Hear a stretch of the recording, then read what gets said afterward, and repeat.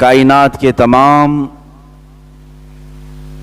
اہل فہم کے لیے اللہ تعالیٰ نے دستور کے طور پر قرآن عظیم کو ہمارے لیے رہنما اصول کے ساتھ نازل فرمایا ہے۔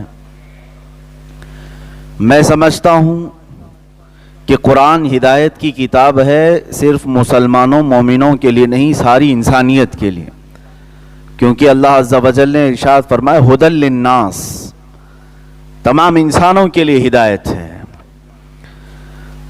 اور اسی ہدایت کی کتاب میں بے شمار زندگی کے ہمارے مراحل اور منازل کو بیان کیے گئے ہیں، جن کو آج بھی اگر ہم اپنی زندگی کا اصول بنائیں تو میں سمجھتا ہوں کہ ذرا برابر بھی معاشرے میں ڈس بیلنسنگ نہیں ہوگی، نظام کا درہم برہم ہونا نہیں آئے گا۔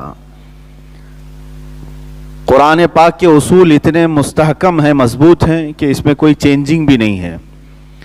اور اللہ عز و جل نے فرمایا لا تبدیل لکلمات اللہ، اللہ کے کلموں میں اب کوئی رد و بدل بھی نہیں ہوگا۔ ایک ایسا لا ہے جو قیامت تک کے لیے ہے۔ اب یہ اور بات ہے کہ ہم زبردستی کسی کے سر پر اس کو تھوپتے نہیں ہیں، جو اپنے دل سے اسے ایکسیپٹ کرے قرآن عظیم کو، اس کے لیے ہدایت ہے، کیونکہ قرآن خود کہتا ہے لا اکراہ فی الدین، دین میں کوئی زور زبردستی نہیں۔ بہرحال میں آج ہمارے لیے ایک ایسی بات جس کو ہم برسوں سے فراموش کر چکے ہیں، دوبارہ آپ کے ذہنوں میں اس کو بیدار کرنے کی کوشش کروں گا۔ اللہ عز و جل نے قرآن میں فرمایا اے ایمان والو، اللہ کی اور اس کے رسول کی فرما برداری کرو، اطیعوا اللہ و اطیعوا الرسول۔ اس کے بعد ایک لفظ ہے وَأُولِي الْأَمْرِ مِنْكُمْ، اور جو تم میں سے ولی امر ہے یعنی بادشاہ اسلام ہے، ایک مرکزی قائد ہونا چاہیے جس کی سارے لوگ فرما برداری کریں، اطاعت کریں، جس کا فقدان آج امت اسلامیہ میں پایا جاتا ہے۔ ایمان والوں کو حکم سب سے پہلے کس بات کا ہے؟ اللہ کی فرما برداری کریں۔ اللہ رب العزت کی نافرمانی میں کسی کی فرما برداری ہو نہیں سکتی۔ اللہ کے بعد رسول کریم صلی اللہ تعالی علیہ وسلم کی فرما برداری کا حکم ہوا، اطیعوا اللہ و اطیعوا الرسول۔ تھرڈ نمبر پر ہے اولو الامر۔ یہ کون ہے؟ یہ اولو الامر، اللہ اور اس کے رسول کے بعد جن کی پیروی کرنے اور جن کی اطاعت کرنے کا حکم رب تعالیٰ فرما رہا ہے، وہ کون ہے؟ تیسرے نمبر پر ہی ہے۔ اولو الامر کس کو کہتے ہیں؟ جس کا فقدان آج امت اسلامیہ میں پایا جا رہا ہے، جس کی وجہ سے ہم ٹکڑیوں میں بٹے ہوئے ہیں۔ اولو الامر ان لوگوں کو کہا جاتا ہے جو رسول کریم صلی اللہ تعالی علیہ وسلم کی نیابت کا تاج اپنے سر پر رکھتے ہیں، حضور اکرم صلی اللہ تعالی علیہ وسلم کے مشن کو لے کر چلنے والے اور پوری امت کو متحد رکھنے والا اولو الامر ہوتا ہے۔ وہ بادشاہ اسلام ہوگا، خلیفۃ المسلمین ہوگا، امیر المومنین ہوگا۔ جیسے خلفائے راشدین کا دور چلا، سیدنا ابو بکر صدیق رضی اللہ تعالیٰ عنہ اولو الامر میں سے ہیں، ان کی اطاعت بھی اس زمانے میں فرض تھی۔ ان کے بعد سیدنا عمر فاروق رضی اللہ تعالیٰ عنہ اولو الامر ہیں، عثمان ابن عفان رضی اللہ تعالیٰ عنہ، حیدر کرار کرم اللہ وجہہ الکریم، یہ وہ لوگ ہیں جن کی اطاعت کے متعلق قرآن کہہ رہا ہے اللہ، اس کے رسول اور ان کے بعد اولو الامر۔ عزیزان گرامی، یہ بات ہمیشہ یاد رکھیں کہ جب کسی قوم کا کوئی قائد نہ ہو تو وہ ایسی بھیڑیں ہیں جن کا کوئی بھی راستہ نہیں ہے، چار ادھر جائیں گی، چار ادھر جائیں گی، چار ادھر جائیں گی، اور کبھی بھی ان کو بھیڑیا نگل سکتا ہے۔ جن بھیڑوں کا کوئی نگہبان نہیں، جن بکریوں کا کوئی چرواہا نہیں، ان بکریوں کا کیا ہونا ہے؟ کبھی بھی کوئی درندہ ان کے اوپر حملہ آور ہوگا اور ان کے جتھے کو تتر بتر کر کے رکھے گا۔ امت مصطفیٰ صلی اللہ تعالی علیہ وسلم آج اسی کرب کے دور سے گزر رہی ہے۔ میں سیاسی لیڈروں کی بات نہیں کر رہا، وہ نہ خلیفۃ المسلمین بننے کے قابل ہیں، نہ اولو الامر میں سے آتے ہیں۔ اولو الامر وہ لوگ نہیں ہیں۔ عزیزان گرامی، اللہ کے حبیب صلی اللہ تعالی علیہ وسلم جب پردہ فرما رہے تھے اس دار فانی سے، تو اس پورے دین کو کس کے حوالے کر کے گئے تھے؟ کہاں چھوڑ کر کے گئے تھے؟ بلکہ صحیح روایات میں ہے اپنے بعد کسی کو آپ نے اپنا جانشین بھی نہیں مقرر کیا. لیکن حدیثیں اگر آپ پڑھیں گے تو آپ کو پتا چلے گا کہ حضور اکرم صلی اللہ تعالی علیہ وسلم بار بار اس کی تنبیہ فرماتے رہے کہ جو جماعت بغیر سردار کے رہے گی, بغیر قائد کے رہے گی, اس کے لیے نقصان ہے. اور یہاں تک حضور صلی اللہ علیہ وسلم فرماتے ہیں ید اللہ علی الجماعہ, پوری جماعت پر اللہ کا دست قدرت ہے. من شذ شذ فی النار, اور جو جماعت سے الگ ہوا وہ الگ ہی جہنم میں جائے گا, وہ تنہا دوزخ میں چلا جائے گا. حدیث رسول صلی اللہ تعالی علیہ وسلم اس بات کی طرف اشارہ کرتی ہے کہ بغیر قائد کے, بغیر لیڈر کے کبھی امت نہ رہے. اسی لیے حضور اکرم صلی اللہ تعالی علیہ وسلم اپنی علالت کے زمانے میں بھی, جب آخری وقت تھے, بیماری کی حالت میں, کیا امت کو یوں ہی چھوڑ دیا صحابہ کو اپنی اپنی نمازیں پڑھ لو, بلکہ فرمایا ابو بکر صدیق امامت کا مصلی سنبھالیں, بغیر جماعت کے مسجد نبوی میں ایک وقت بھی نہ گزرے, امام ہونا چاہیے, بغیر امام کے نہ رہیں. اللہ کے حبیب صلی اللہ علیہ وسلم کی حیات ظاہری میں 17 نمازیں صدیق اکبر نے پڑھائی ہیں. اس لیے ہاں میں یہاں یہ نہیں کہتا کہ یہ خلافت کے تمام معاملات ہوں گے, یہاں پھر رافضی اور سنیوں کے معاملات آتے ہیں, لیکن میں یہ بتانا چاہتا ہوں کہ اللہ کے حبیب صلی اللہ تعالی علیہ وسلم نے بغیر قائد کے کبھی اپنی امت کو تنہا نہیں چھوڑا. کسی جہاد میں دیکھ لیں, جنگ کے میدان میں دیکھ لیں, خود اگر میرے آقا صلی اللہ علیہ وسلم اس جہاد میں نہیں تشریف لے جا رہے ہیں, کسی صحابی کو اس کا قائد بنا کر بھیجتے تھے. اس سے پتہ یہ چلتا ہے کہ قرآن نے بھی جو کہا اولو الامر, بغیر تمہارے کسی قیادت کے تمہارے معاملات حل نہیں ہوں گے. ایک کسی لیڈر کا, ایک قائد کا ہونا ہر زمانے میں ضرورت اس کی رہی ہے. اب اگر میں تاریخ کے پنوں کو پلٹوں تو ایک حیرت انگیز بات آپ کو میں بتا دوں, حیرت انگیز بات, میرے مطالعے کے مطابق میں بات کر رہا ہوں. حضور پاک صلی اللہ تعالی علیہ وسلم کا 23 سال کا عرصہ, ظاہر سی بات ہے ان کے امام ہوتے ہوئے کسی دوسرے امام کی ضرورت تھی نہیں. آپ کے وفات کے بعد سیدنا ابو بکر صدیق رضی اللہ تعالیٰ عنہ نے 2.5 سال تک منصب خلافت کو سنبھالا اور امت کی دستگیری فرمائی, نگہبانی کی, جو معاملات آئے اس کو حل کرتے رہے. آپ کے فوراً بعد یہ کرسی خلافت خالی نہ رہی, سیدنا عمر فاروق رضی اللہ تعالیٰ عنہ نے فوراً سنبھالا. 10 سال کا عرصہ آپ نے خلافت کے امور کو انجام دی. پھر آپ کے بعد سیدنا عثمان غنی رضی اللہ تعالیٰ عنہ 12 سال تک انجام دیتے رہے. پھر سیدنا حیدر کرار علی مرتضی رضی اللہ تعالیٰ عنہ 4 سال اور کچھ مہینوں تک آپ نے اس تخت خلافت کو شرفیابی عطا کی. اور اس کے بعد معاملات ملوک اسلام پر آیا.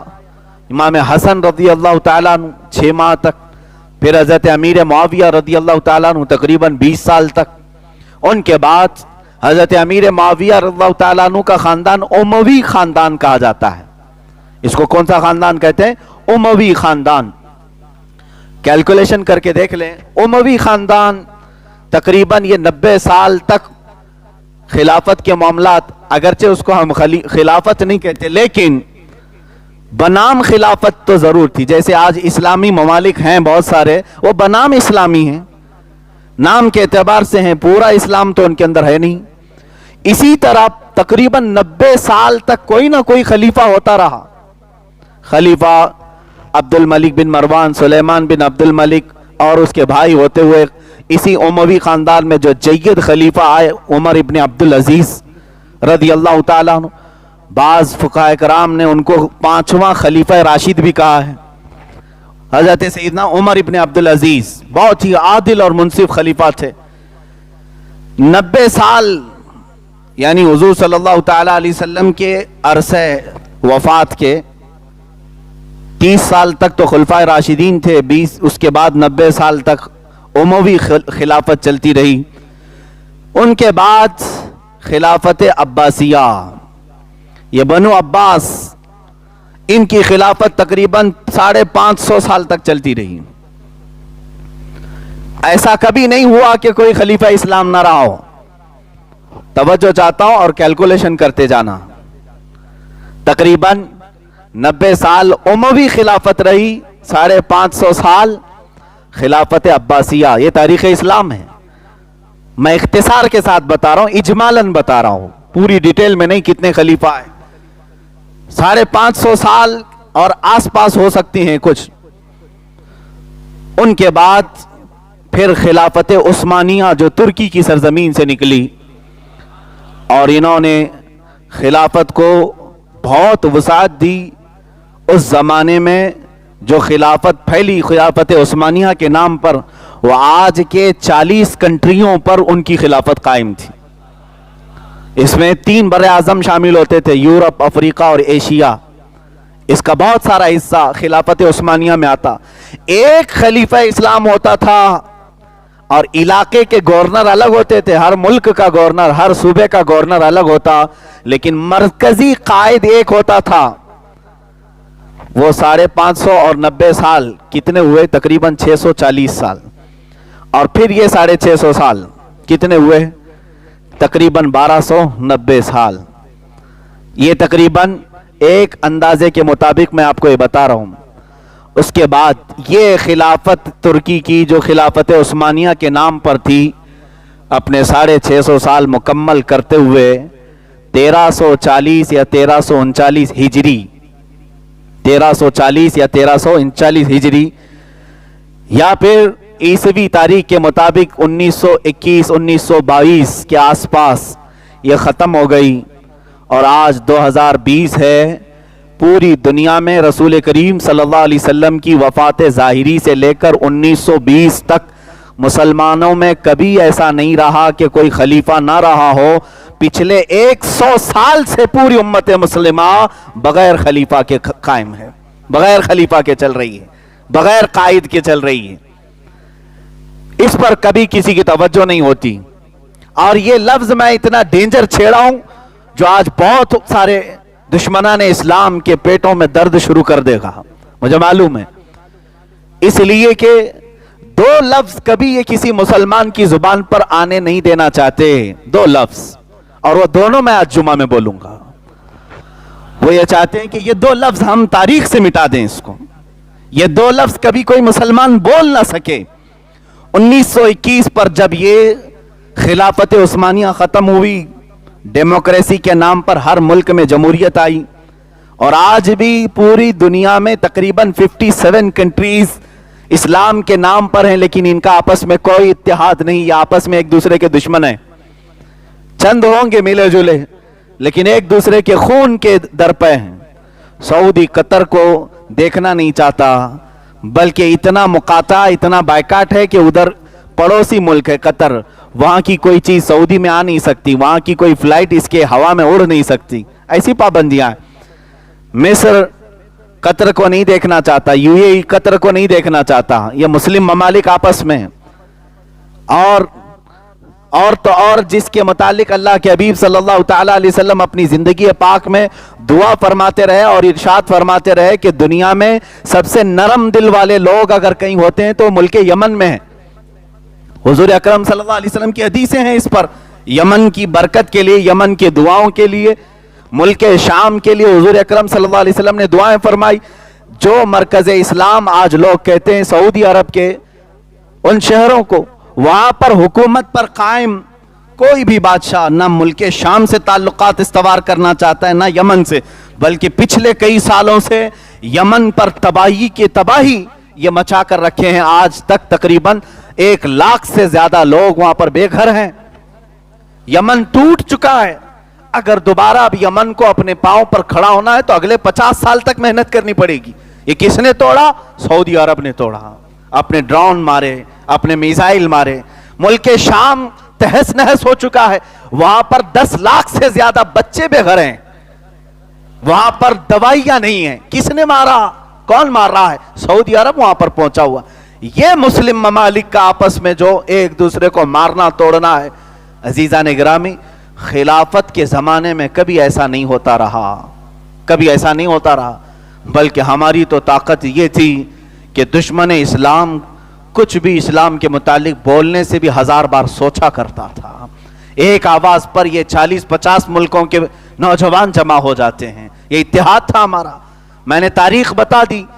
حضور اکرم صلی اللہ تعالی علیہ وسلم کی وفات پاک 632 عیسوی 632 عیسوی سے لے کر 1920 تک کبھی کوئی زمانہ مرکزی قائد سے خالی نہیں رہا.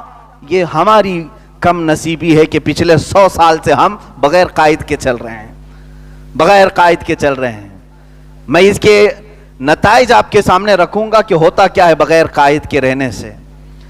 متحد ہوگے تو کہلاؤ گے مومن و غازی, منتشر ہوگے تو قصتوں میں صفایا ہوگا.